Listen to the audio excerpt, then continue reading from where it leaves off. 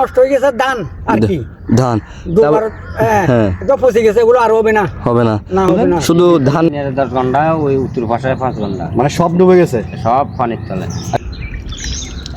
কি ভাবছেন এটা নদী না এটা হলো মানুষের ক্ষতি, শত শত কৃষকদের দুর্গতি। এটা ভর্তি মাটি, আচ্ছা আচ্ছা মাটি ভর্তি, এই কারণে আমাদের পানি যাইতে আছে না, আচ্ছা আচ্ছা এই কারণে আমাদের লোকসান হইতেছে।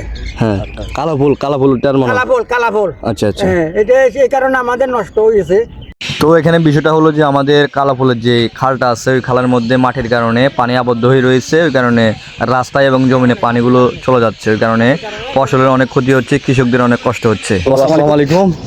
এই যে আমাদের খালের পানিগুলো নিষ্কাশন হতে এত কষ্ট কেন হচ্ছে, এত ধীর গতিতে কেন নিষ্কাশন হচ্ছে, এর প্রধান কারণ হলো যে পাহাড়ি ঢল থেকে যে পানিগুলো আসে ওইখান থেকে প্রচুর পরিমাণ মাটি আসে, ওই মাটিগুলোর কারণে এখানে কি বলবো একদম পাহাড়ের মতো হয়ে গেছে, হয়তো পানির কারণে দেখা যাচ্ছে না।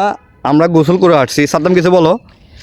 যে পানিগুলো আসে এখানে তো অনেক অনেক কাদা আসে, অনেক ভালো আসে, তো ভালো আসার ফলে এখানে পানিগুলো যেতে যেতে যেতে যেতে আস্তে আস্তে ভালোগুলো বসে যায় নিচের দিকে বসার কারণে ওইখানে আপনার মনে করেন লতা, তারপরে গাছ, তারপরে বিভিন্ন ধরনের ছোঁয়া এগুলো বসে ওদের সাথে আটকে একদম ধরা হয়ে যায়, ওই কারণে ওই পানি এদিক দিয়ে আসতে পারে না, উচ্চল জায়গা হয়ে যায়।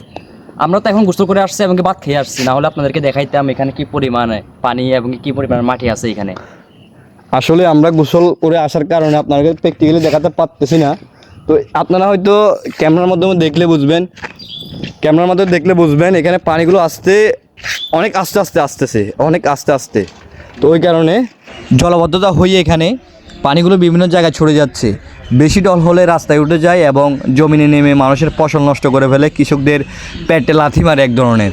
শত শত কৃষক কষ্ট করে এই জলাবদ্ধতার কারণে তাদের ফসল নষ্ট হয়ে যায় বই থাকে।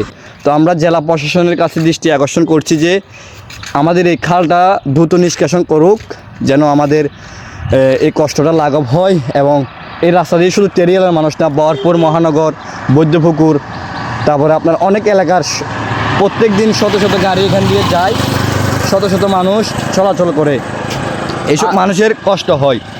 আর আপনার মনে করেন একটা কথা বলতে, এখানে শুধু খালের সমস্যা না এবং কি জমিনের সমস্যা না, এই পানিগুলো দিয়ে সে ড্যাপ দিয়ে দেয়, পানি যে আসতে পারে না, ওই ফলে আমাদের রাস্তায় উঠে যায় এবং কি মানুষের বাড়ি বাড়ি চলে যায়। হ্যাঁ, মানুষের বাড়ি ডুবে ফেলে, মানুষের পুকুর, মানুষের হাঁটাচলা করতে এত কষ্ট হয় মানুষের, এটা বোঝানো সম্ভব না। তো আপনারা তো আমার গত ভিডিওতে দেখছেন 2024 লাস্টে দেখছিলেন, তো তখন ওই কি রাস্তাটা নতুন করছে, তো রাস্তাটা ভেঙে গেছে ঢলের কারণে। তো আমরা চাই দ্রুত এটা নিষ্কাশন করুক, কারণ এখান দিয়ে শুধু টেরিয়ালের মানুষ না, আমি আগে বলছি এখনও বলছি, শুধু টেরিয়ালের মানুষ না,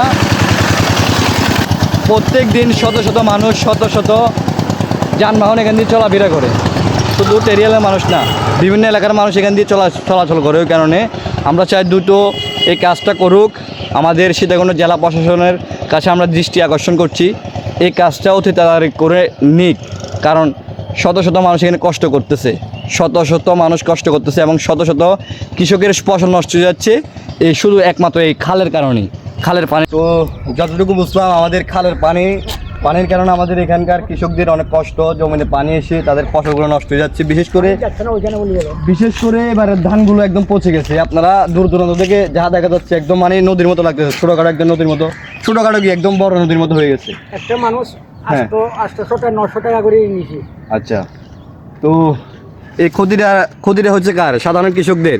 তো সাধারণ কৃষকদের ক্ষতি হওয়ার কারণে শুধু ক্ষতি কৃষকদের হচ্ছে না, এখানে যে ফসলগুলো উৎপাদন হয় এগুলো শত শত হাজার হাজার মানুষের খাদ্য হয়, তো এই খাদ্যগুলো নষ্ট হয়ে যাচ্ছে, এই কারণে হয়তো দুর্ভোগ দেখা দিতে পারে। তো আপনারা আমাদের জেলা প্রশাসনের কাছে আমি দৃষ্টি আকর্ষণ করছি, আমাদের খালটা যেন নিষ্কাশন করা হয় অতি দ্রুত, কারণ পানিগুলোর কারণে শত শত কৃষক কষ্ট করতেছে, তাদের ফসল নষ্ট হয়ে যাচ্ছে। ধন্যবাদ।